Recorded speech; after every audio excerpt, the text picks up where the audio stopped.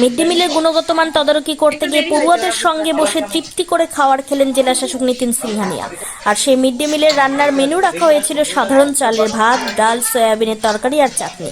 সাদামাটা খাবার দিব্যি জেলাশাসক ছাত্রীদের সঙ্গে নিয়ে গল্প করতে করতে খেলেন।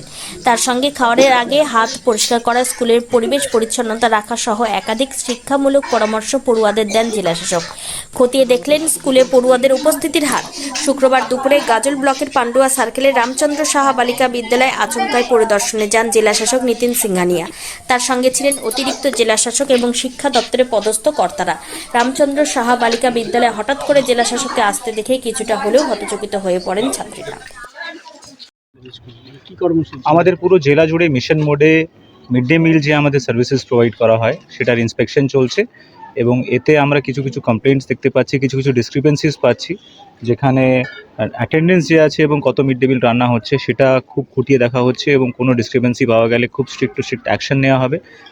তার সঙ্গে কোয়ালিটি অফ ফুড যেটা দিচ্ছে বা আমরা রেশন ডিলার থেকে যে চাল দেওয়া হচ্ছে সেটাও স্যাম্পল নিয়ে গিয়ে চেকিং করা হচ্ছে যে সেই স্যাম্পল যেটা গভর্নমেন্ট প্রোভাইড করছে সেটাই দেওয়া হচ্ছে কি না।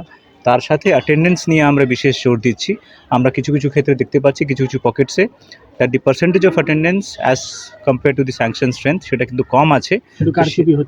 তো সেটা পেরেন্টস টিচার্স মিটিং করে বাচ্চাদেরকে আরও কী করে স্কুলে আমাদের অ্যাটেন্ডেন্স বাড়ানো যায় এবং সেলফ ডিফেন্স নিয়েও আমরা কিছু কিছু যে আছে ক্যাম্পেইন প্রোগ্রামস প্ল্যান করেছি, সেটা আগামী দিনে আমরা ইমপ্লিমেন্ট করব।